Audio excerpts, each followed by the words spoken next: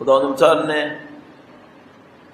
پورا نظام جو خلق فرمایا ہے، ہمیں دنیا میں بھیجا ہے، دنیا سے پہلے کہاں تھے، دنیا کے بعد کہیں جائیں گے، اس پورے نظام کے اندر ایک سمجھ لو ایک مقابلہ چل رہا ہے۔ ایک وہ مقابلہ ہے جو خدا چاہتا ہے کہ بندے اس میں جائیں، ایک وہ مقابلہ ہے جس میں شیطان چاہتا ہے کہ بندے اس میں جائیں۔ ان دونوں میں شرکت کرنے والے اپنے انعام یا اپنے نتیجے کو حاصل کریں گے۔ انسان کبھی بھی اپنے عمل سے جدا نہیں ہو پائے گا۔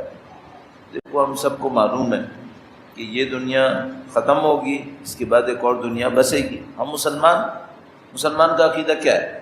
مسلمان کا عقیدہ یہ ہے کہ موت فنا نہیں ہے، موت زندگی کا ایک اگلا مرحلہ شروع کروا دیتی ہے۔ اسی لیے موت کو عربی میں انتقال تعبیر کرتے ہیں، ٹرانسفر ہونا، نقل۔ اردو میں بھی نقل استعمال کرتے ہیں، ویسے تو نقل ہمارے ہاں کاپی کرنے کے لیے استعمال کرتے ہیں، لیکن مثلا منقول استعمال کرتے ہیں، غیر منقول، مثلا کہتے ہیں جائیداد غیر منقول، تو وہ جائیداد جس کو آپ اٹھا کے نہیں لے جا سکتے تو اس کو غیر منقول کہتے ہیں۔ انتقال کا مطلب ہوتا ہے ایک جگہ سے دوسری جگہ منتقل کر دینا، لے کے چلے جانا، گھر منتقل کر دیا، اس طرح۔ ہم سب کو معلوم ہے موت فنا نہیں ہے، موت انتقال ہے، نقل ایک جگہ سے دوسری جگہ۔ لیکن صرف نقل بھی نہیں ہے، منتقل ہونا بھی نہیں ہے۔ ایک دفعہ آپ گھر کا سامان ایک گھر سے نکالتے ہیں، دوسرے گھر لے جاتے ہیں، توڑ پھوڑ ہوتی ہے، تھوڑی فکسچر کرنی پڑتی ہے، یہ یہاں پہ سیٹ تھا وہاں پہ سیٹ نہیں ہوا، اس کو تھوڑا کم کرو، اس کو تھوڑا زیادہ کرو۔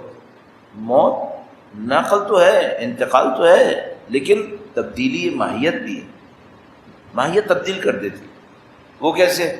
ابھی جو انسان ظاہر میں بدن ہے اور باطن میں روح ہے، جیسے ہی موت آئے گی اب یہ ظاہر ختم ہو جائے گا، ظاہر ختم ہو جائے گا، باطن اس کا سامنے آئے گا، نہایت یہ کہ ایک اور بدن مل جائے گا، یہ بدن ختم ہو جائے گا، یا بولو یہ بدن یہیں رہ جائے گا۔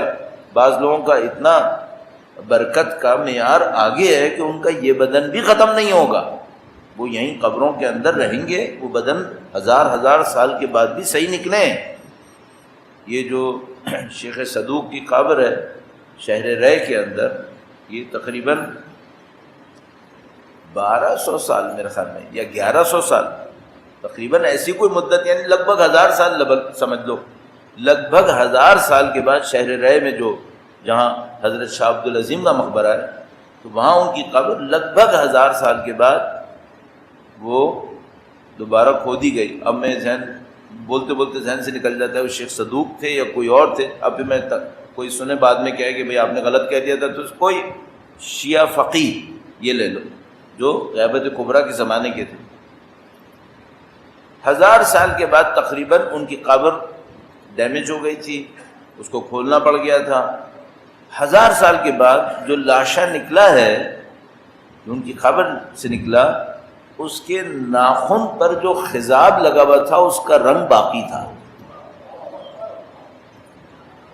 جسم تو تھا ہی صحیح، اللہ اکبر۔ بھائی جو خضاب کا رنگ ہوتا ہے عام دنوں میں کتنے دن چلتا ہے؟ خضاب کا رنگ، کوئی بھائی بالوں میں خضاب لگائے، ہفتہ چل جائے گا، 15 دن چل جائے گا، کتنا چل جائے گا؟ داڑھی کالی کو سفید کو کالی کرو، خضاب کرو، کچھ کرو، کتنے دن چلے گا؟ ہفتہ 10 دن چلے گا۔ اگر شیخ وہ زندہ رہتے تو ان کا خضاب بھی 15 دن میں ختم ہو جاتا، لیکن مرنے کے بعد خدا نے یہ کیا کہ جسم بھی رکھوں گا اور جسم کا خضاب بھی باقی رکھوں گا۔ یہ خدا کا کام ہے۔ وہ کوئی نبی گزر رہے تھے کہیں سے، تو انہوں نے ایک آبادی کو برباد دیکھا، لٹی ہوئی، ختم ہوئی بھی۔ اللہ سے کہا خدایا تو اس آبادی کو زندہ کرے گا دوبارہ؟ تو ان کے ساتھ ایک جانور تھا، ان کے ساتھ کچھ کھانا تھا، وہیں پہ موت آ گئی، موت آئی، پڑے رہے 100 سال گزر گئے۔ 100 سال کے بعد خدا تعالیٰ نے جگایا، زندہ کیا۔ پوچھا کتنا سوئے؟ کہا 1 دن، کہا 100 سال۔ 100 سال؟ کہا ہاں۔ اب وہ دیکھو جانور اپنا، وہ جو جانور تھا وہ ختم ہو چکا تھا، 100 سال بہت ہو۔ کہا ہم دیکھو اس کے اوپر ہڈیاں چڑھائیں گے، گوشت چڑھائیں گے، اس کو دوبارہ زندہ کریں گے، زندہ کیا، اس کے بعد خدا نے کہا وہ کھانا دیکھو وہ 100 سال میں سڑا نہیں ہے۔ یہ اللہ کی مرضی ہے، جس کو چاہے رکھے، جس کو چاہے ختم کرے۔ کہ دیکھو کھانا کتنے دن چلتا ہے بھائی، کتنے گھنٹے چلے گا، 1 گھنٹہ، 5 گھنٹہ، 10 گھنٹہ، کھانا ختم ہو جائے گا۔ ہم ایک دفعہ حج کے لیے گئے تو جناب علی سخت گرمی کا موسم تھا، میرے خیال میں 1991 کی بات ہے۔ اب جو بچے بیچارے کم عمر کے ہیں ان کے سامنے میں کہوں 1991 تو ایسی جیسے ہم سے کوئی کیا 1901 کی بات، تو وہ بھی پریشان ہوگا کہ بھائی یہ مولانا کس عمر کے ہیں۔ تو 1991 کی بات ہے، ہم حج پہ گئے، وہاں پہ جناب علی اس زمانے میں یہ سلوٹر ہاؤس وغیرہ بنے ہی نہیں تھے، بڑی افراتفری تھی اس زمانے میں۔ تو جناب علی ہم نے جانور قربان کیا۔ اب وہ ہمارے ساتھ ایک بندہ تھا، دوست ہمارے ماشاءاللہ یہیں پر ہیں ابھی، تو وہ مجھ سے کہنے لگے کہ بھائی مجھے تو فقہی لحاظ سے اس میں سے ایک بوٹی کھانی ہے، ہمیں فقہی لحاظ سے نہیں کھانی تھی، ہم نے صرف قربان کرنا تھا۔ کہا بھائی بوٹی کھاؤ گے، یہ اس میں سے اس کو کتنی دیر لگنی ہے سڑنے میں؟ تو یقین مانو ہم نے جانور خریدا، اس زمانے میں بڑی افراتفری تھی، وہیں پہ کھڑے ہو کے جانور خریدو، وہیں پہ قربان کرو، ابھی سلوٹر ہاؤس وغیرہ نہیں تھے وہاں۔ جانور خریدا، قربان کیا، اب وہ بیچارہ ڈھونڈ رہا تھا کہ میں ایک بوٹی کاٹ کے اس میں سے لے کے جاؤں، 25 منٹ بعد آئے، دیکھا سڑ گیا، ختم، سڑنے لگا۔ پھر بھی اس بندے خدا نے کہیں سے ایک بوٹی کاٹی، اب کہنے لگا مجھے یہ کھانی ہے۔ کہا بھائی تو جان تیرا کام جان، لائٹر پہ پکا، جس پہ بھی پکا، مجھے تو نہیں پتا کیسے ہوگا، کچھ کر کرا کے اس نے کھا لی کہیں سے باہر۔ تو سڑ جاتی ہے چیزیں، کھانا سڑنا چاہیے، نہیں سڑا، 100 سال، خدا کا نظام۔ اب وہ جو فقیر تھے اگر وہ اپنی عام زندگی میں خضاب لگاتے 10 دن میں اتر جاتا، 5 دن میں اتر جاتا، لیکن اللہ نے ان کے وجود مقدس کے عبودیت کی وجہ سے، بندگی کی وجہ سے جسم کو بھی محفوظ رکھا، ناخنوں کو محفوظ رکھا، ناخنوں پہ لگے خضاب کو بھی محفوظ رکھا۔ خدا چاہے تو یہ کر سکتا ہے۔ تو ہم سب کو معلوم ہے کہ بھائی ہم اس دنیا میں پھر یہاں سے جائیں گے، یہ بدن شاید رہے گا، شاید نہیں رہے گا، لیکن روح رہے گی، روح رہے گی، وہ اگلے فیز میں چلی جائے گی۔ جب وہ اگلے فیز میں جائے گی اسے ایک نیا بدن ملے گا۔ اس بدن میں اور اس بدن میں کیا فرق ہوگا؟ اس بدن میں میٹر ہے، بدن ہے، گوشت، ہڈی، بال، ناخن۔ وہ جو اگلا بدن ملے گا اس میں یہ سب نہیں ہوگا، اس میں صرف شیپ ہوگی، شیپ، بس شکل ہوگی، لیکن اس میں یہ گوشت، ہڈی وڈی یہ سب نہیں ہوگی۔ تو کیسا ہوگا؟ جیسے دھواں ہوتا ہے، دھواں اگر شیپ پکڑ لے تو کیسا ہوتا ہے؟ تو مثلا وہ ایسا کوئی ایک بدن ہوگا جس کو وجود مثالی کہتے ہیں، لیکن یہ نہیں سوچو کہ اگر وہ اسموکی ہوگا، دھواں ہوگا تو اس میں تکلیف نہیں ہوگی، نہیں، اس سے زیادہ ہوگا، اس بدن کی جو تکلیف ہے اس سے زیادہ ہوگا۔ کیوں؟ رابطہ قوی ہوتا چلا جائے گا، پھر اگلا ایک مرحلہ آئے گا جس میں وہ بھی ختم ہو جائے گا، کچھ اور ملے گا اور رابطہ قوی ہوتا چلا جائے گا۔ یعنی ایک ایسا سلسلہ ہوگا کہ ہمارے بدن میں محدودیت ہے۔ ابھی وہ جو مثال کے طور پہ وہ بلدیہ فیکٹری میں جو آگ لگی تھی، اس میں 2 بندوں کو انہوں نے سزا دی کہ بھائی اس کو 264 مرتبہ پھانسی چڑھایا جائے۔ تو بھائی کتنی دفعہ چڑھاؤ گے اسے؟ لیگلی آپ نے 264 مرتبہ پھانسی کا حکم لگا دیا، مثلا جتنا بھی نمبر تھا اس سانحے کے اندر جلنے والوں کا، تو بھائی کتنی دفعہ پھانسی لگے گا؟ 1 دفعہ، مر گیا، مر گیا، معاملہ ختم۔ آگے جو بدن ملیں گے ان میں یہ کہانی ختم ہو جائے گی، ان میں 1 دفعہ نہیں ہوگا۔ یہاں تک کہ جب وہ جہنم والی بات اور جنت والی بات آئے گی تو جہنم میں تو خدا تعالیٰ فرماتا ہے ہر روز مریں گے لیکن مریں گے نہیں، ہر روز مریں گے لیکن مریں گے نہیں۔ یعنی جتنا یہاں پہ موت کی اذیت ہے وہ ہر روز آئے گی، لیکن اب وہ بدن ایسا ہے کہ وہ مرنے والا نہیں ہے، وہ نہیں مرنے والا، یہ بڑھتے چلی جائے گی کوالٹی۔ تو ہم سب جانتے ہیں کہ بھائی یہاں پہ یہ ہے، ختم ہوگا، پھر یہ ہوگا، اچھا وہ ہوگا، تو اب وہ جو بدن نیا ملے گا، جو زندگی نہیں ملے گی، اس زندگی کا دار و مدار کس چیز پر ہے؟ یہاں کا بدن تو یہیں رہ گیا، تو وہاں زندگی کون طے کرے گا؟ عمل، ہمارا عمل، ہمارا عمل طے کرے گا کہ وہ جو زندگی ملے گی برزخ میں، وہ جو زندگی ملے گی محشر میں، وہ جو زندگی ملے گی پل صراط پر۔ کئی دفعہ عرض کر چکا ہوں، یہ مت سوچے گا محشر ایک دن ہے، یہ مت سوچے گا پل صراط کیوں گزرنا ہے، نہیں، یہ سب دنیایں ہیں، سب دنیا ہے جیسے یہ ہماری دنیا بہت چھوٹی ہے، برزخ بڑی ہو سکتی ہے، محشر بہت بڑا ٹائم ہے، پل صراط بہت بڑی کہانی ہے. اگر یہ چھوٹی باتیں ہوتی نا تو اتنا روایتوں میں نہیں آنا تھا پھر اس میں. یہ پوری دنیایں ہیں جس کو عالم تعبیر کرتے ہیں یہ لوگ، اس طرح کہتے ہیں. تو ہم سب کو معلوم ہے کہ بھئی یہ جو یہاں سے وہاں جا رہا ہے، وہاں سے وہاں جا رہا ہے، وہاں سے وہاں جا رہا ہے، اس میں کنیکشن کیا ہے؟ کنیکشن ایک روح جو مستقل ہے، میری اور آپ کی روح. تو یہ چینج کیوں ہوتا ہے؟ وہ اچھی حالت میں، میں بری حالت میں، وہ اس سے بہتر حالت میں. صرف ایک چیز ہے، عمل. بس میرا عمل یہاں پر برزخ طے کرے گا، میرا عمل یہاں پر محشر طے کرے گا، پل صراط طے کرے گا، جنت جہنم طے کرے گا. اس کا مطلب کیا ہے؟ بدن تبدیل ہوتے رہیں گے، عمل سے جان نہیں چھوڑے گی، عمل ساتھ نہیں دے گا، ساتھ نہیں چھوڑے گا. اب جان نہیں چھوڑے گی اس کے لیے جس نے برا عمل کیا ہے، اور ساتھ نہیں چھوڑے گا اس کے لیے جس نے اچھا عمل کیا. تو تمہارا اچھا عمل کبھی ضائع نہیں ہوگا. کبھی کتنا کھینچو اس سے کبھی کو، برزخ، محشر، پل صراط، جنت، کبھی اچھا عمل ساتھ نہیں چھوڑے گا، کبھی برے عمل سے نجات نہیں ملے گی. صرف ایک راستہ ہے، وہ کیا ہے؟ مرنے سے پہلے توبہ کر لو برے عمل کے لیے. نعوذ باللہ تعالی اچھا عمل کر کے برباد کر دے، منت جما کے، شوبازی کر کے، ریاکاری کر کے، پھر عمل ختم ہو گیا. کیونکہ جیسے ہی اس نے اس کے اوپر منت جمائی، ریاکاری کی، عمل سے اپنے تعلق کو اس نے توڑ دیا، معاملہ ختم. جب اس نے توبہ کی تو عمل اس کا ختم ہو گیا، خدا متعال نے اس کو معاف کر دیا. تو اگر ایسا کوئی کام نہ کرے تو یہ سمجھ لو عمل نے کبھی جدا نہیں ہونا ہے، عمل ساتھ رہے. اب جو مجھے اور آپ کو دعوت ملی ہے مقابلے کی، وہ یہ ہے کہ دیکھتے ہیں تم کیا کرو گے، دیکھتے ہیں تم کیا کرو گے.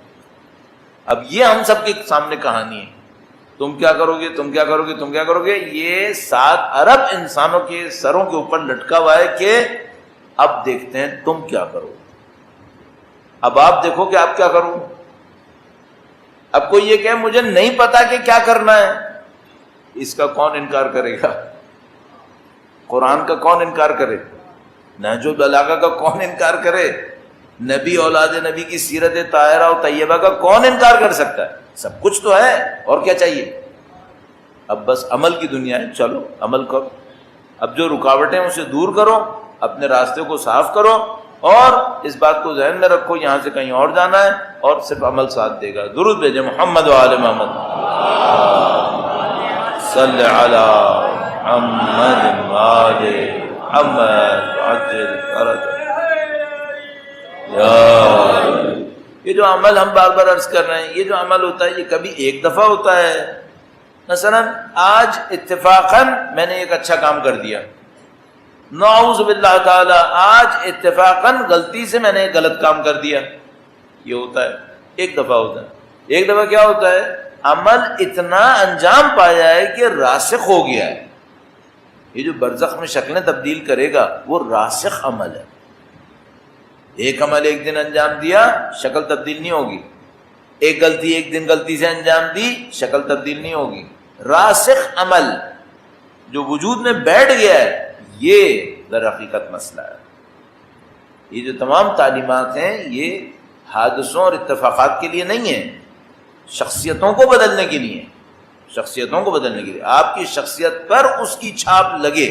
اب میں وہ جو کل شروع کیا تھا کہ امام نے چند صفتیں بتائی تھیں، اسے آپ کی خدمت میں عرض کرنے سے پہلے اس کے تعارف میں کہ امام شخصیت کیسی دیکھنا چاہتے ہیں. ایک دفعہ ہوتا ہے نا، ہم کہتے ہیں یہ خاصیت تمہارے اندر ہو، یہ خاصیت تمہارے اندر ہو، اور وہ ٹوٹل ملا کر 19 خاصیتیں بن رہی تھیں میرے خیال میں.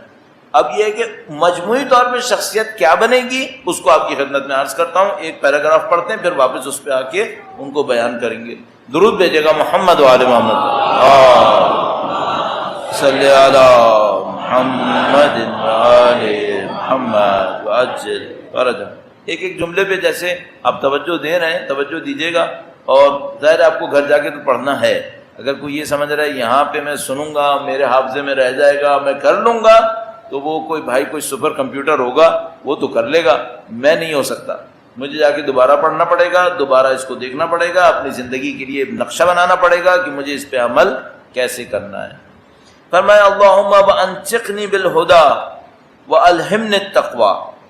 اب دیکھیے اگر دعاؤں کے دو جملے آتے ہیں نا تو معمولاً یہ ہوتا ہے اس جملے کا اس جملے سے کوئی تعلق ہوتا ہے، کیونکہ کلام معصوم کا ہے نا، اس پہ غور کرنا پڑے گا، کہیں نہ کہیں تعلق بن جاتا ہے۔ ہاں یہ بعض اوقات ہوتا ہے ایک راوی نے ایک جملہ سنا، اس نے آگے پیچھے کر دیا، بعض اوقات ایسا ہوتا ہے، لیکن معمولاً دعاؤں میں ایسا نہیں ہوتا، معمولاً دعاؤں میں مستند ہو جاتی ہیں، اور صحیفے جیسی دعا میں تو خیر مشکل ہی ہے کہ ایسا ہو۔ میں اللہم انچقنی بالہدی، خدایا مجھے ہدایت کے ساتھ گویا کر دے۔ انچقنی ویسے تو نطق کہتے ہیں بولنے کو، لیکن نطق کی جو حقیقت ہے وہ صرف بولنا نہیں ہے، با فکر بولنا ہے۔ صرف بھیا ایک چڑیا چہچہا رہی ہے، ایک چڑیا چہچہاتی ہے، صحیح ہے، تو یہ بول رہی ہے یا نہیں بول رہی؟ بول تو رہی ہے۔ مثلا ایک بچہ 3 مہینے کا 2 مہینے کا رو رہا ہے، ہنس رہا ہے، بلبلا رہا ہے، بول رہا ہے یا نہیں بول رہا ہے؟ کچھ بول تو رہا ہے، لیکن یہ نطق ہے کیا؟ نہیں، نطق نہیں ہے۔ کیوں؟ نطق صرف بولنا نہیں ہوتا، سوچ سمجھ کے بولنا ہوتا، اس کو نطق کہتے ہیں۔ بس یہ جو کہتے ہیں انسان ناطق ہے، اس کا مطلب صرف بولنا نہیں ہے، سوچ سمجھ کے بولنا ہے۔ بس ایک آدمی اگر خدا نخیر نعوذ باللہ اپنی زندگی کے اندر بغیر سوچے سمجھے بولنے کا عادی ہوتا چلا جا رہا ہے، تو اس کا مطلب کیا ہے؟ یہ اپنی انسانیت سے دور ہوتا چلا جا رہا ہے، یہ اپنے آپ کو خالی کر رہا ہے، اس کے وجود میں کمی آ رہی ہے۔ ایک بات اور آپ کی خدمت میں عرض کرتا چلوں، ایک ذرا امپورٹنٹ پوائنٹ ہے کہ دیکھیے مثلا آپ کے پاس ٹینک میں مثلا فرض کریں 100 لیٹر پانی ہے، تو اور آپ نے پانی استعمال کرنا شروع کیا، تو پانی کا کرائسس آیا ہوا نا، اس لیے مثال بھی میرے دماغ میں پانی کی آئی ہوئی ہے۔ تو آپ نے پانی استعمال کرنا شروع کیا تو ٹینک میں پانی کم ہونا شروع ہو گیا، صحیح ہے؟ ٹینک بھی کم ہو رہا ہے کیا؟ نہیں، ٹینک ختم نہیں ہو رہا، ٹینک اپنی جگہ پر ہے۔ ٹینک کی کیپیسٹی میں جو لیکوڈ تھا وہ لیکوڈ کم ہو رہا ہے، ٹینک ختم نہیں ہو رہا۔ ہم جب غلط کام کرتے ہیں نا تو ہم ٹینک ختم کرتے ہیں اپنا، اور جب اچھا کام کرتے ہیں تو ہمارا ٹینک بڑھ رہا ہوتا ہے۔ آپ کہیں گے یہ کہاں سے نکال لیا؟ ان شکرتم لازیدنکم، اگر تم شکر بجا لاؤ گے تو میں تمہارے اندر اضافہ کروں گا۔ دیکھیے عربی میں لکھا ہے لازیدنکم، میں تمہیں بڑھاؤں گا، نہیں لکھا ازیدن ثوابکم، ازیدن عقابکم، نہیں لکھا یہ لازیدنکم، تمہیں بڑھاؤں گا۔ اس کا مطلب کیا ہے؟ اچھا کام کرنے پہ خدا میرے اندر کیپیسٹی بڑھا دے گا، میری کیپیسٹی۔ اچھا کام کروں گا تو کیپیسٹی کس چیز کی بڑھے گی؟ ہدایت کی، اب اور اچھا چلوں گا۔ برا کام کروں گا تو کیپیسٹی کس کی بڑھے گی؟ گمراہی کی۔ قلب کے اوپر بہت محنت کرنی پڑے گی۔ میں ایسے کہہ رہا ہوں، ایسا تو میں سلو لرنر ہوں، سلو سیکھتا ہوں، سالوں لگے مجھے اس بات کو سمجھنے میں قلب کیا ہے۔ ابھی بھی مجھے نہیں پتا مجھے سمجھ میں آیا، صحیح سمجھ میں آیا، غلط سمجھ میں آیا ہے، لیکن ابھی بھی جو مجھے سمجھ میں آ رہا ہے وہ یہ کہ بھائی کافی مدت لگے گی اس بات کو سمجھنے میں قلب کیا ہے۔ یہ جو بڑھ رہا ہے اور کم ہو رہا ہے نا، یہ قلب ہے، اور یہ وہ قلب ہے جہاں پہ اللہ کی ہدایت اتر رہی ہے، اللہ کی نورانیت اتر رہی ہے۔ یہی قلب ہے جو اگر کالا ہو جائے، سخت ہو جائے، بیمار ہو جائے، مر جائے، یہ سب قلب کی علامتیں ہیں۔ قرآن میں آیا ہوا ہے، قرآن کریم میں قلب کے اوپر بہت گفتگو ہوئی ہے۔ قلوبکم، یہ جو بار بار آتا ہے، کیا آتا ہے؟ تو اگر اچھا کریں گے نا تو کیپیسٹی بڑھے گی۔ اب اگر میں نطق کروں، یعنی میں سوچ سمجھ کے بولوں اور نطق کروں ہدایت کی بات، تو کیا ہوگا؟ اللہم انچقنی بالہدی وانچقنی بالہدی، خدایا مجھے ہدایت کے ساتھ گویا کر، میں بولوں سوچ سمجھ کے بولوں، ہدایت پر بولوں۔ بعد میں کیا ہوگا؟ وَأَلْهِمْنِ التَّقْوَى، اور خدایا مجھے تقوی الہام کر دے۔ کنیکشن یہ ہے کہ اگر میں اپنے بولنے میں یہ کنٹرول کر لوں کہ میں باطل نہیں بولوں گا تو خدا خود بخود تقوی میرے اوپر نازل کرنا شروع کر دے گا۔ محمد و آل محمد بلند تر صلوات، محمد آل محمد وعجل فرج۔ اگر اے خدایا مجھے ہدایت کے ساتھ گویا کر، بولوں سوچ سمجھ کے بولوں اور ہدایت کی بات بولوں، بے تکی باتیں نہیں کروں، زندگی ضائع نہ کروں، یہ نہ کروں وہ نہ کروں، وَأَلْهِمْنِ التَّقْوَى، اور مجھے تقوی الہام کر دے، کنیکشن، وَوَفِّقْنِي لِلَّتِي هِيَ أَزْكَى، اور مجھے پاکیزہ سے پاکیزہ تر عمل کی توفیق نصیب فرما۔ دیکھیے کنیکشن کہاں سے جڑا ہے اور کہاں سے شروع ہوا تھا؟ بولنے سے۔ اس لیے خداوند متعال فرماتا ہے وَقُولُوا لِلنَّاسِ حُسْنًا، اچھی باتیں کہو لوگوں سے، حسن، اچھی باتیں کرو، بے تکی باتیں نہیں کرو، اپنی زندگی ضائع نہیں کرو، الٹی سی بکواسیات نہیں کرو، فحش مت بولو، جھوٹ مت بولو، دو لوگوں کے درمیان نفرتیں مت پھیلاؤ، اچھا بولو، اچھا بولو۔ جتنا اچھا بولو گے فَلْيَقُولُوا قَوْلًا سَدِيدًا يُصْلِحْ لَكُمْ أَعْمَالُكُمْ، تم قول سدید بولو، خدا تمہارے اعمال کو صالح کر دے گا۔ کنیکشن، کنیکشن، اچھا بولو۔ بہت قیمتی بات ہے یہ جو امام نے بتائی ہے، اور وہ قیمتی بات اس قرآن کی قیمتی آیت سے ریفلیکٹ ہو رہی ہے، اچھا بولو۔ اس کو ہی اگر میں اور آپ پکڑ لیں نا، دیکھیں میں اور آپ یہاں پہ اتنے لوگ بیٹھے ہیں، اتنی دفعہ میں آپ کی خدمت میں عرض کر چکا ہوں، باتوں میں فحش مت لاؤ، گالیاں مت لاؤ، فوج سے کیریکٹر ختم ہو جاتا ہے انسان کا۔ اب وہ کہتا ہے مجھے تو پتہ ہی نہیں میں نے کیا بولا۔ بھائی تم کو نہیں پتا، خدا کے فرشتے تھوڑی غافل ہو گئے ہیں؟ تمہیں زبان پہ کنٹرول نہیں ہے، انہیں تو کانوں پہ کنٹرول ہے، ان کا تو ریکارڈ خراب نہیں ہو رہا ہے۔ تم نہیں سوچ رہے، تم نہیں کہہ رہے، تم کہہ رہے ہو کہ میں نے ایسے ہی کہہ دیا، نہیں، کوئی بات ایسی نہیں ہوتی۔ جھوٹ زبان سے نکالو گے، جو کچھ بھی کرو گے، جو بھی کام کر رہے ہو، سب عمل ہے۔ یہ بالآخر بولنا عمل ہے، سوچنا عمل ہے، بولنا تو دور کی بات، سوچنا عمل ہے، تو اس کا اثر کیوں نہیں ہوگا؟ وَيَقُولُ قَوْلًا سَدِيدًا، قول سدید بولو۔ فرمایا کہ وَفِقْنِي لِلَّتِي هِيَ أَزْكَى وَاسْتَعْمِلْنِي بِمَا هُوَ أَرْضَىٰ، اور مجھے ایسی کاموں میں مشغول کر دے جو تیرے لیے رضایت کا سبب ہے۔ یہ سب کنیکشن جڑ رہا ہے کہاں پر؟ اس نطق بالخدا کے اوپر، سچ سچ اچھا بولو۔ قدیم زمانے میں بزرگ اس طرح کہتے تھے، مثلا کوئی بچہ الٹی سیدھی بات کرتا تھا نا، تو کہتے تھے دیکھو بیٹا غلط باتیں نہیں کرو، دن میں ایک وقت آتا ہے جب خدا سن لیتا ہے۔ صحیح، یہ اصل میں ایک روایت ہے، اس کا محاورتی ترجمہ ہے۔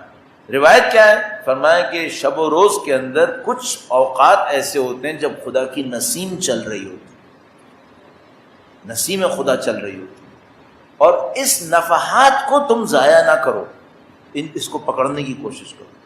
زندگی میں کبھی آپ نے دیکھا ہوگا، اب ایسے ہی چونکہ گرمی کا وقت ہے نا، تو گرمی کے وقت میں کبھی ایسا ہوتا ہے کہ آپ کہیں بیٹھے میں، سخت گرمی چل رہی ہے، اچانک کہیں سے ایک ٹھنڈی ہوا آتی، کیسا ایک دم سے احساس ہوتا ہے کچھ ہو گیا، کچھ ہو گیا۔ تو بعض اوقات سختی گمراہی کی زندگی میں ایک جیسے لہر سے اٹھتی ہے معنویت کی، یہ منسوب ہوتی ہے، احتمال قوی منسوب ہوتی ہے، اللہ کرے انشاءاللہ وقت کے امام کی دعاؤں سے۔ درود بھیجیں محمد و آل محمد،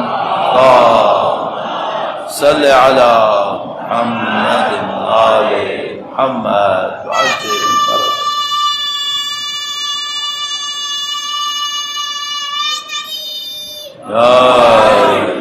تو اس کو کہتے ہیں، روایات میں بیان ہوتا ہے کہ بعض اوقات کوئی اچھا کام کسی نے انجام دیا ہوتا ہے اور امام کا قلب مقدس خوش ہوتا ہے اس سے، اور اس خوشی کے نتیجے میں ایک معنویت کی فضا چھا جاتی ہے۔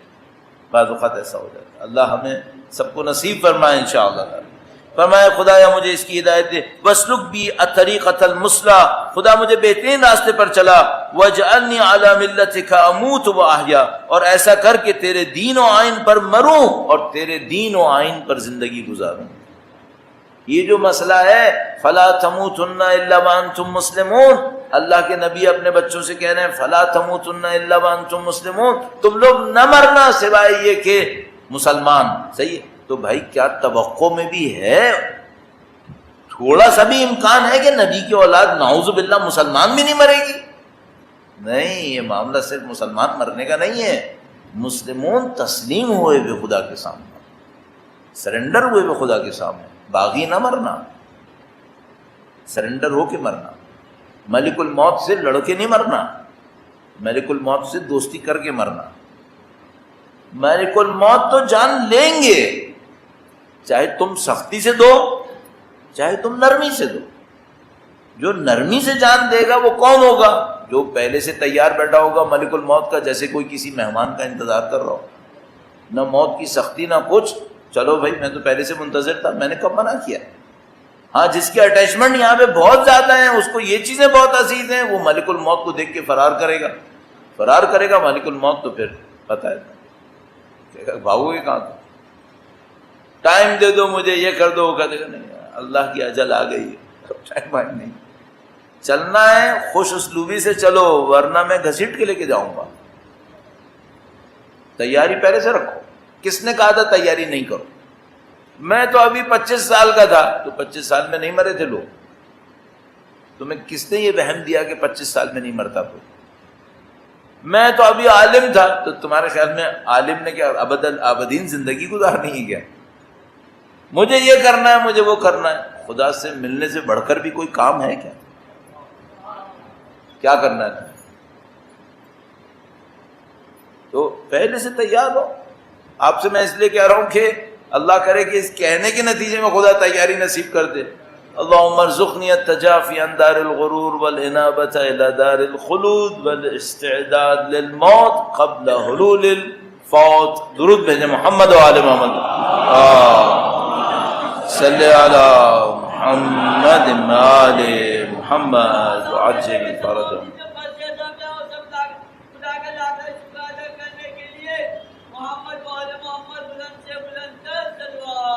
اللہم صلی علی محمد وآل محمد وعجل فرجهم۔ یہ ہمیں بنانا چاہتے ہیں۔ میں نے سمری آپ کی خدمت میں عرض کر دی، اور آج اس سلسلے کی یہاں 7ویں مجلس ہے، اور مجھے کوشش یہ کرنی کہ ختم ہو جائے، لیکن مجھے لگ نہیں رہا کہ ابھی بھی یہ پورا ہو پائے گا، جبکہ میں نے کوشش یہ کی تھی کہ بھائی میں وقت ضائع نہ کروں، یہ نہ کروں، وہ نہ کروں، لیکن ابھی بھی کچھ جملے رہ جائیں گے۔ لیکن بہرحال میں نے کوشش یہ کی کہ جو اصل کرسٹ ہو وہ جہاں تک میں اپنی کم عقلی میں سمجھ پایا اس کو میں کہیں آپ کی خدمت میں عرض کر دوں، لیکن میں 25 دفعہ بھی کہوں تو کم ہے۔ اس طرح پڑھنے سے عمل تبدیل نہیں ہوتا ہے، خود پڑھنا پڑے گا، خود سوچنا پڑے گا گھر جا کے، یہاں سے سننے سے نہیں ہوگا۔ آپ لوگ کوئی اتنے کمپیوٹرز نہیں ہیں، تو ہمیں کیا کرنا ہے؟ ادھر تک پہنچنا ہے۔ ادھر تک پہنچنے کے لیے صفتوں سے شروع ہوگی۔ صفتیں کیسے شروع ہوں گی؟ امام نے فرمایا پہلی صفت متقین اور صالحین کے لیے بسط العدل، قزم الغیظ، عدل پھیلاؤ، غیظ و غضب پہ کنٹرول کرو، اطفاء النائرہ، لوگوں کے درمیان آگ لگی ہوئی ہے، بغض کی، کینے کی، حسد کی، دشمنی کی، تم اس کو فائر بریگیڈ کی طرح بجھاؤ، لوگوں کے دلوں سے آگ کو کم کرو۔ یہ جو آگ مثلا قرآن کریم میں فی امد ممددہ، ستونوں کے اندر جیسے آگ لگی ہوئی ہے، آدمی اس کے اندر کھڑا ہوا ہے، صحیح ہے؟ قرآن کریم نے مثال دی ہے، ہم پرائمری اسکول سے ہم پڑھتے آ رہے ہیں فی امد ممددہ۔ قرآن کریم نے فرمایا کہ یہ آگ کے ستون ہوں گے، اور ان ستونوں کے بیچ میں جیسے آدمی کھڑا اور آگ میں جل رہا ہوگا۔ حسد یہی ہے، حسد وہ جہنم کی آگ کے لیے کہیں پہ آئے روایت میں، جہاں تک مجھے یاد آتا ہے روایت میں تھا، فرمایا کہ یہ آگ باہر سے نہیں لگتی، یہ آگ اندر سے لگتی ہے۔ یہ جو حسد کی آگ ہے یہ باہر سے لگتی ہے یا اندر سے لگتی ہے؟ اندر سے لگتی ہے۔ باہر آپ اے سی چلاؤ 18 پہ رکھ کے، جس کے اندر آگ لگی ہوئی ہے اس کو کیا ہوگا؟ اس کا مسئلہ کچھ اور ہے، پھنس گیا وہ۔ حسد ہے اور پتہ نہیں کیا، جیسے کیا کہتے ہیں ایک دوسرے سے رقابت، وہ آگے چلا گیا میں پیچھے کیسے رہ گیا، یہ سب باتیں۔ یہ آگ کہاں لگتی ہے؟ یہ اندر سے لگتی ہے اور پورے وجود کو لے لیتی ہے، اور پھر انسان اس سے باہر نہیں نکل پاتا، شب و روز اسی آگ میں جل رہا ہو، نفرتوں کی آگ۔ بھائی انسان اس سے بچے اپنے آپ۔ فرمایا بسط العدل، عدل پھیلائے، قزم الغیظ، غصے پہ کنٹرول کرے، غیظ و غضب پہ، معاشرے میں غیظ و غضب کا علامت نہ بنے، اطفاء النائرہ، ضم اہل الفرقہ، جو لوگ علیحدہ ہو گئے ہیں انہیں نزدیک لائے، جو لوگ علیحدہ ہو گئے ہیں انہیں نزدیک لائے۔ اب میں جو آپ کی خدمت میں اتنی تفصیل سے عرض کر رہا ہوں اس لیے عرض کر رہا ہوں، خدا نہ کرے نعوذ باللہ تعالیٰ اگر آپ کا میرا کردار خاندان میں لوگوں کو علیحدہ کرنے والے کا ہے تو ذرا سوچ لو یہ کیا ہو رہا ہے۔ یہ سب کچھ قیامت میں برزخ میں بنے گا کچھ۔ معذرت کے ساتھ عرض کر رہا ہوں، نہیں کہہ رہا کہ ایگزیکٹلی یہ روایت میں ہے، لیکن مثلاً اگر میں دو انسانوں کو الگ کر رہا ہوں، فرض کرو دو دوست تھے، اب میں کڑ گیا کہ یہ دونوں کیوں اکٹھے بیٹھے ہیں، جا کے نعوذ باللہ تعالیٰ دو باتیں ایسی کی کہ ان کے درمیان جنگ ہو گئی۔ اب یہ سمجھ لو تمہارا ایک برزخی ہاتھ یہاں سے کھینچے گا اور ایک برزخی ہاتھ وہاں سے کھینچے گا. اسے جھیلنا ہے. کیوں؟ مگر نہیں تھا کہ مومن جسد واحد ہے. تم نے دو مومنوں کو لڑایا ہے نا، ایک جسد کو ٹکڑے ٹکڑے کیا ہے. اب یہ تمہارا جسد ہے جو ٹکڑے ٹکڑے ہوگا. برزخ کہانی ہے. اتنی آسان ہوتی تو اتنا تھوڑی ڈراتے ہمیں. اتنی آسان نہیں ہوگی یہ سب. اور یہ روایتیں دیکھتے ہو، روایتوں میں بہت کچھ ہے. یہ تو اچانک میں ذہن میں آ گیا تو میں نے عرض کر دیا. روایتوں میں بہت کچھ ہے، لیکن بس وہ ہم لوگوں کی زندگی ایسی ہے، کم توجہ دے رہے ہیں. اللہ بہتر کرے گا انشاءاللہ. خدا روایتوں سے متصل کرے ہمیں. بہت کام ہے، بہت بڑا کام ہے جو نہیں ہو پا رہا کہ ہم لوگ روایتوں کو پڑھیں اور اس سے سبق لینے کی کوشش کریں. یہ بھی کوشش جو ہم کر رہے ہیں وہ اسی سلسلے میں ہے کہ روایتوں سے تعلق جڑے ہمارا. فرمایا اطفاء النار ضم اہل الفرقہ. اب اگر کوئی یہ کرے کہ بھائی وہ دو مومن علیحدہ علیحدہ ہو گئے، لڑے بیٹھے ہیں، وہ جا کے انہیں ملاتا ہے، وہ جا کے انہیں ملاتا ہے. اب نہیں معلوم خدا اس کو برزخ میں کیا دینے والا ہے، نہیں معلوم کون سی طاقتیں خدا اس کو دینے والا ہے. کیوں؟ اس نے دو مومنوں کو ملا دیا تھا. اب خدا پتہ نہیں کیا طاقت دینے والا ہے اس کو برزخ کے اندر. دنیا میں بھی دے دیتا ہے. وَإِصْلَاحِ ذَاتِ الْبَيْنِ، اور آپس میں صلح صفائی کرانا. بھائی تم دو لوگوں کو دوست نہیں بنا سکتے تو کم سے کم اتنا کر لو کہ صلح صفائی کرا کے دشمنی ختم کروا. دوستی نہیں کروا سکتے نا، دشمنی تو نہ رہے کم از کم، دشمنی مٹ جائے. ایک روایت عرض کروں آپ کی خدمت میں، دو تیزی سے عرض کروں، وقت ختم ہو رہا ہے. درود بھیجے گا محمد و آل محمد پر.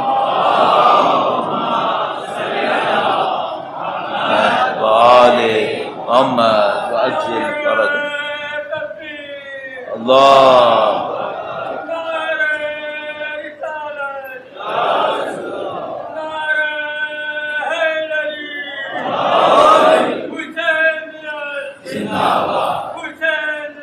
زندہ باد، مرد آباد، مرد آباد.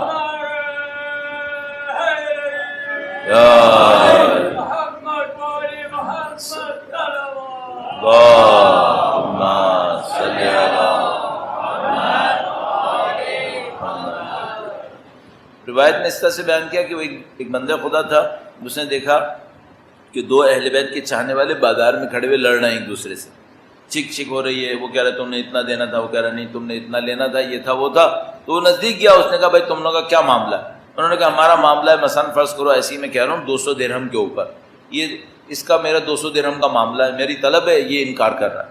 تو اس نے کہا کہ معاملہ یہی ہے 200 درہم کا، اور تو کچھ نہیں. نہیں اور کچھ نہیں، بس یہی ہے، یہ میری طلب ہے. اس نے کہا کہ اچھا ایک کام ہے، اگر یہ 200 درہم میں دے دوں پھر کوئی جھگڑا ہے؟ نہیں جھگڑا کوئی نہیں، جھگڑا ختم ہو گیا. یہ 200 درہم مسئلہ بنا ہوا ہے، اس کے اوپر جھگڑا ہے، دے دو تم، معاملہ ختم ہو جائے گا. لیکن تم دو کیوں؟ کہنے لگا بھول جاؤ، 200 درہم مل جائیں گے، معاملہ ختم ہو جائے گا. کہا معاملہ ختم ہو جائے گا. اس کے بعد پھر وہ لوگ مجھ سے روئے، بھائی کیوں دے رہے ہو؟ اس نے کہا کہ تم کیا چھٹے امام کو نہیں مانتے؟ کہاں مانتے؟ تم بھی مانتے ہو؟ کہاں مانتے؟ کہنے مولا نے مجھے کچھ رقم دی ہوئی ہے کہ اگر بازار میں ہمارے دو چاہنے والے لڑتے نظر آئیں تو پیسہ خرچ کر کے ان کی لڑائی بند کراؤ. کیوں؟ کہا یہ ہمارے لیے معاشرے کے اندر بے عزتی کا سبب بن رہا ہے، ایسا نہیں کرنا چاہیے. انہیں پیسہ دو، ان کا معاملہ ختم کرو. ایسا وقت نہیں لاؤ بھائی، ایسا وقت نہیں لاؤ. اب مصیبت یہ ہے کہ ہر آدمی یہ سمجھتا ہے میں حق پر ہوں، یہ غلط کر رہا ہے. ہر آدمی یہی کرے گا. کوئی یہ نہیں سوچے گا کہ تھوڑا سا گراؤنڈ دوسرے کے لیے بھی سوچ دو کہ شاید تم غلطی کر رہے ہو بھائی، وہ سامنے والا حق پر ہو، تھوڑا سا آگے پیچھے. بہرحال کیا کریں، اصلاح ذات البین، کم سے کم اتنا کرو دشمنی ختم کر لو کسی طریقے سے. وَإِفْشَاءِ الْعَارِفَةِ وَسَتْرِ الْعَائِبَةِ. ایک بہت بڑا کام معاشرے کے اندر کیا ہے؟ نیکیوں کو لوگوں کے درمیان پھیلانا. افشاء کہتے ہیں رائج کرنے کو. مشہور روایت ہے افشاء السلام. افشاء السلام، سلام کو رائج کرنا. مثلا ایک آدمی نے فون اٹھایا، اس نے کہا ہیلو، آپ کو السلام علیکم، السلام علیکم. تو وہ توجہ نہیں دے گا، پھر کہے گا ہیلو، آپ کو السلام علیکم. کتنی دفعہ اس کو سلام کو تو کبھی تو جواب دے گا، آج نہیں تو کل تو۔ البتہ بعض اوقات میں ایک زمانے میں ہارش ہو جاتا تھا، ایک زمانے میں ایسا تھا تھوڑا سا سخت ہو جاتا تھا، مثلا اس کو میں نے سلام کیا، اس نے ہیلو کا، میں نے سلام کیا، اس نے جواب نہیں دیا، پھر دوبارہ شروع ہو گیا بات کرنا، تو میں اس سے کہتا بھائی صاحب میں نے سلام کیا، آپ پہلے جواب دو۔ تو لیکن پھر بعد میں دیکھا نہیں، اس سے وہ ناراض ہونے لگتے ہیں لوگ، پھر معاملہ خراب ہونے لگتا ہے۔ پھر میں کرتا تھا بات شروع کر دیتا تھا، تھوڑی دیر میں آگے پیچھے طرف تھوڑا سا معاملہ ٹھنڈا ہو جائے تو اس کو بولتا تھا کہ بندے خدا تھوڑا سا خیال کر لو، آئندہ سے سلام کرے کوئی تو اس کو جواب دے دو، آپ خود سلام کرو، ثواب ملے گا آپ کو۔ تو افشا کہتے ہیں پھیلانے کو، رائج کرنے کو۔ امام کیا فرما رہے ہیں؟ افشاء العارفہ، تم نیکیوں کو پھیلانے والے بنو۔ تمہارا وجود دیکھو، یہ جو روڈز کے اوپر ہوتا ہے نا، ٹرک کے اوپر مثلا ایک اسکرین لگا دیتے ہیں، اس کے اوپر ایڈورٹیزمنٹ گھوم رہا ہے، یہ روڈ پہ گھوم رہا ہے، کیا کر رہا ہے؟ کہیں پہنچنا ہے اس نے؟ نہیں، پہنچنا نہیں ہے، یہ معاشرے کے اندر ایڈورٹیزمنٹ کر رہا ہے، صحیح ہے؟ ایسے بن جاؤ تم معاشرے میں نیکیوں کا ایڈورٹیزمنٹ ہو جاؤ، معاشرے میں نیکیوں کا ایڈورٹیزمنٹ۔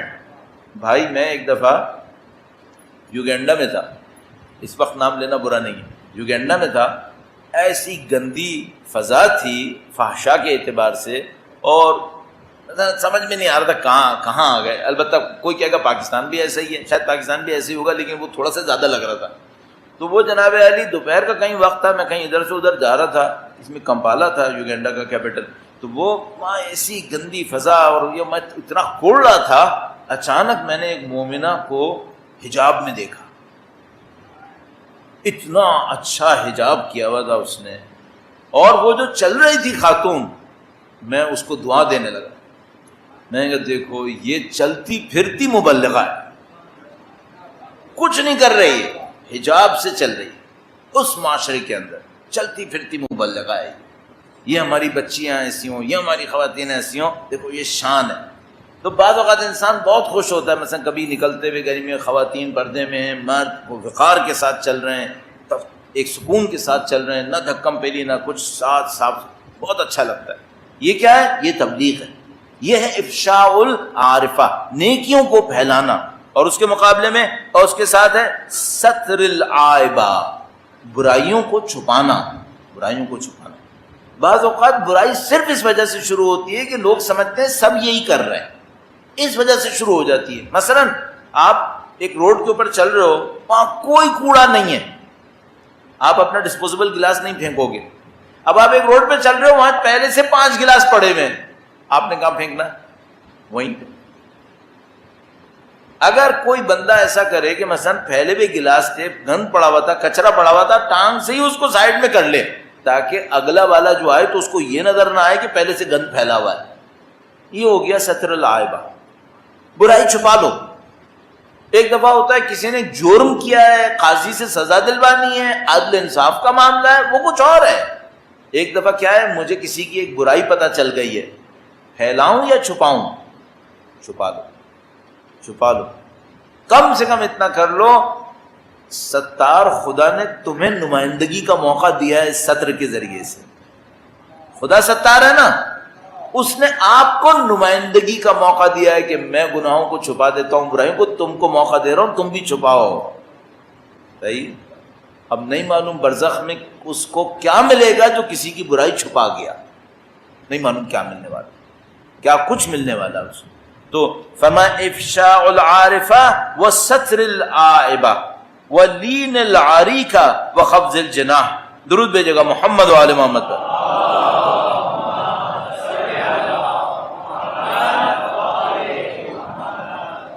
ولین العریکہ وقفض الجناح وحسن السیرہ وسکون الریح، یہ 3-4 امام نے الفاظ استعمال فرمائے، اس کا ترجمہ کیا گیا ہے نرم خوئی، طبیعت میں نرمی، فروتنی یعنی تواضع، حسن سیرت اختیار کرنا، اور رکھ رکھاؤ۔ یہ جو جملہ ہے رکھ رکھاؤ، یہ تقریباً ترجمہ کیا گیا ہے سکون الریح، اس کے لیے کیا گیا ہے رکھ رکھاؤ، حسن اخلاق اور طیب المخالفہ، ہاں وہ تو صحیح، یہ اس کا ترجمہ سکون الریح کا ترجمہ کیا گیا ہے رکھ رکھاؤ۔ یہ رکھ رکھاؤ کیا ہوتا ہے؟ یہ کیا ہوتا ہے؟ یہ اس طرح سے ہوتا ہے کہ مثلا آپ بیٹھے ہوئے ہیں، آپ کو ایک گلاس پانی کا دیا گیا ہے، اب ایک آدمی یہاں بیٹھا ہے، ایک آدمی وہاں بیٹھا ہوا ہے، اچھا نہیں کہ کسی اور کو بھی کہو کہ آپ پی لیں، صحیح. اچھا ممکن ہے کہ اس کو پانی کی ضرورت نہ ہو، ممکن ہے پانی کی ضرورت نہ ہو، پانی کی ضرورت آپ کو، لیکن اگر آپ یہ رکھ رکھاؤ رکھو تو اچھا ہے یا برا ہے؟ اچھا ہے. اچھا آپ کہیں بیٹھے میں ایک اور آدمی بھی آ کے بیٹھا ہے آپ کے برابر میں، ایک نظر ڈال کے سلام کر دو. یہ رکھ رکھاؤ اچھا ہے یا برا ہے؟ یہ اچھا ہے، یہ رکھ رکھاؤ ہونا چاہیے. امام یہ چاہتے ہیں رکھ رکھاؤ والے بندے بنو، تھوڑا ایک تہذیب، ایک ادب، ایک شان، اس طرح کے بندے بنو. سخت قسم مزاج کے اور دوسروں کے ساتھ بے اعتنائی کرنے والے نہیں، ایسے نہیں بنو، رکھ رکھاؤ والے انسان بنو. صحیح، خوبصورت بات ہے واقعی. فرمایا کہ لین العریکہ، نرم طبیعت، خفض الجناح، تواضع انکساری، حسن السیرہ، حسن اخلاق سے پیش آنا اور حسن سیرت کے ساتھ اختیار کرنا، اور سکون الریح یعنی تھوڑا سا رکھ رکھاؤ کی زندگی رکھنا. صحیح. یہ مجھے تقریباً یقین ہے کہ آپ میں سے کوئی یہ نہیں کہے گا کہ یہ باتیں بہت چھوٹی ہیں، آپ کو پتہ ہے باتیں بڑی ہیں. حتیٰ اگر کوئی کہنا یہ باتیں چھوٹی ہیں تو میں اس سے کہوں گا یہ چھوٹی لگ بھی رہی ہوں نا، اس سے معاشرے بدل جاتے ہیں، زمین آسمان کا فرق پڑ جاتا ہے معاشروں کے اندر. تھوڑا سا یہ رکھ رکھاؤ آ جائے نا ہمارے اندر. مثلا اس رکھ رکھاؤ کے مقابلے میں کیا ہے؟ اس رکھ رکھاؤ کے مقابلے میں بے اعتنائی، پرواہی نہیں. اس کو کہتے ہیں لاؤبالی. لاؤبالی جو اردو میں استعمال ہوتا ہے یہ عربی کا لفظ ہے. لا پورا لال لگا ہوا ہے تو عربی کا ہی ہوتا ہے. لاؤبالی یعنی مجھے پرواہ نہیں ہے، مجھے پرواہ نہیں ہے، بے اعتنائی ہے، نہیں میں پرواہ کرتا کون کیا ہے. یہ صحیح نہیں ہے، اتنا نہیں لاؤبالی پن چاہیے. بے اعتنائی غلط، انسان کے سامنے بے اعتنائی کرو تاکہ تم اس کی غلطی میں مبتلا نہ ہو، یہ بات صحیح ہے. لیکن اب آپ انسانوں سے ہی بے اعتنائی کر لو، صفائی میں بھی معاشرے کے اندر، یہ بات صحیح نہیں ہے. تھوڑا رکھ رکھاؤ رکھنا چاہیے ایک دوسرے کے ساتھ. درود بھیجیں محمد و آل محمد. اللہم صلی علی محمد و آل محمد عجل فرج. اس رکھ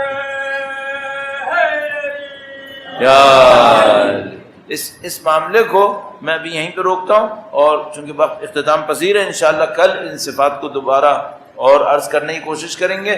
پروردگار انشاءاللہ ہم سب کو عمل کی سعادت نصیب فرمائے گا انشاءاللہ. ایک بار پھر درود بھیجے گا محمد و آل محمد. صلی علی محمد و آل محمد عجل فرج. دیکھو ہم سب کو معلوم ہے طبیعتیں موافق طبیعتوں کے ساتھ چلتی ہیں. آپ کو مثال کے طور پر چل رہے ہو، آپ کو سفر میں ایک بندہ مل گیا جو آپ کی جیسی طبیعت کا ہے تو آپ کو اچھا لگے گا. طبیعتیں موافق طبیعتوں کے ساتھ چلتی ہیں، یہ امام کی طبیعت ہے. اب شفاعت کس کو ملے گی؟ جو اس طبیعت کے موافق ہو. یہ امام کی طبیعت ہے، امام کا مزاج ہے جو امام نے اپنے الفاظ میں بیان کیا. اب اگر آپ چاہتے ہو مرتے وقت برزخ میں، قیامت میں، محشر میں امام کے ساتھ چلو، امام کے ساتھ چلو، تو بھئی طبیعتیں موافق طبیعتوں کے ساتھ چلتی ہیں. سچائی کا، خیر کا منبع امام کی ذات ہے، تو جھوٹ کے ساتھ کیسے چلے گا؟ آپ کو اسی لائن پہ چلنا پڑے گا تاکہ موافق طبیعت بنے آپ کی اور ہماری. اور پھر امام جذب کرتے ہیں. یہ جو سید الشہداء نے سلیکشن کیا کربلا کے لیے، حضرت زہیر بن قین بجلی کو بلایا، حضرت حبیب ابن مظاہر کو بلایا، حر ابن یزید کو گویا اپنی طرف گھسیٹا، یہ سارے کام جو امام نے کیے، یہ کن طبیعتوں کو اپنی طرف رکھا؟ جو طبیعتیں پست تھیں ان کو امام نے فارغ کر دیا، یہ علیحدہ کرو. ان جن طبیعتوں کے اندر فضیلتیں تھیں ان کو امام نے اپنے اندر جذب کیا. ابھی جو امام تشریف لائیں گے تب بھی یہی ہونے والا ہے. موافق طبیعتیں ساتھ دیں گی، پھر مخالف طبیعتیں تو ویسی کٹ کے بھاگ جائیں گی، نعوذ باللہ تعالی. تو ہمیں یہ بنانا ہے اپنے اندر، تاکہ لوگ کہتے ہیں امام کی نصرت کے لیے کیا کریں، یہ کرو بھائی. امام کی نصرت ایسے ہونی ہے.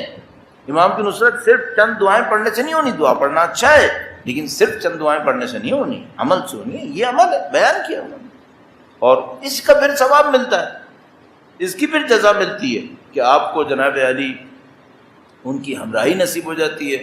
اور ہم سب کو اور آپ کو پتہ ہے، دیکھو بھائی صاف سی بات ہے، ہم لوگ امام کی ہمراہی جیسے بڑے بڑے الفاظ بول کر خوش ہو رہے ہیں، ہم اس لائق وائق نہیں ہے. صاف بات ہے. ہمیں کیا چاہیے؟ وہ جس کو لوگ کہتے ہیں نا مولا اپنی جوتی اٹھانے کی اجازت دے دے، ہمیں کہاں ہم راہیاں بھائی، ہمیں کہاں سج رہی ہیں ہم راہی کرنا، وہ بڑے لوگوں کی باتیں ہیں، وہ کریں ہم راہی، وہ کریں جائیں برابر میں، ہم لوگ کہاں ہیں ان چیزوں میں؟ ہمیں امام کیا کریں؟ ہم مولا سے کہیں مولا آپ کی سواری کو کوئی پالنے والا جانور، کوئی اٹھانے والا کوئی بندہ چاہیے ہوگا، کوئی آپ کی جوتی اٹھانے والا چاہیے ہوگا، کوئی آپ کی خدمت کرنے والا چاہیے ہوگا، مولا نظر لطف، نظر لطف۔